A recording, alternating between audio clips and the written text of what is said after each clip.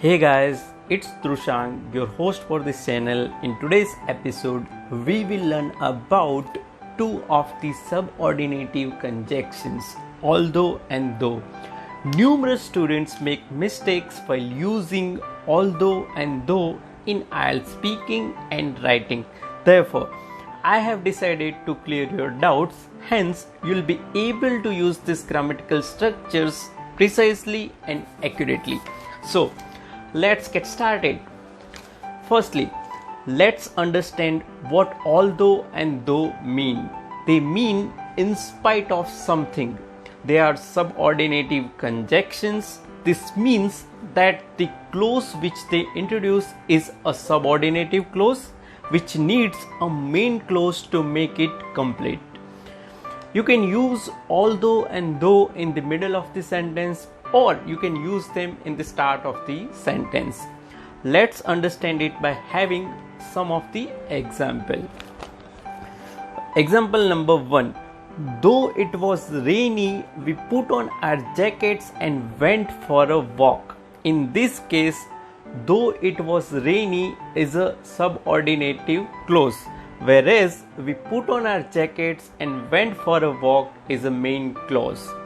Let's understand by having the second example wherein we use although in the middle of the sentence. Everyone enjoyed the trip to the final although we lost the match. In this case, although we lost the match is the subordinate clause and everyone enjoyed the trip to the final is the main clause. Before discussing the other usages of though and although, I would like to draw your attention towards the common errors which students tend to make. You need to be careful when though and although clauses come before the main clause. We usually put a comma at the end of the clause, whereas when the main clause comes first, we don't need to put a comma before it. Now, you can use both although and though. Generally, in spoken English, people tend to prefer though over although. However, you can pick either one. Now, let's discuss the second usage of although and though with ing clauses. Usually, in formal situation, we can use although and though to introduce an ing clause.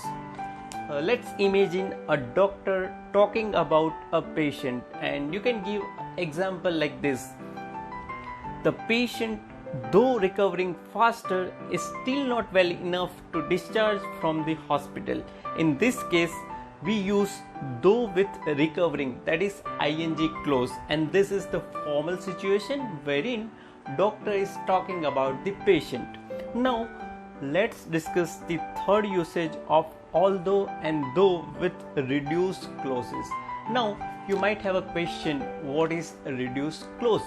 Those clauses who don't have a verb can be called reduced clauses. Now, let's discuss where you can use although and though with reduced clauses. In formal speaking or writing, we can use although, though, or even though to introduce a clause without a verb. Now, let's understand by having one example. Mahesh, although very interested, didn't show any emotion when she invited him to go for a walk. In this case, we use although with very interested. That does not have any kind of verb.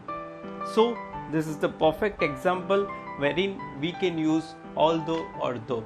So guys, this is all about this episode. I hope you have liked this video, and if you do so, then consider hitting the bell icon so that you will never miss any updates regarding IELTS preparation.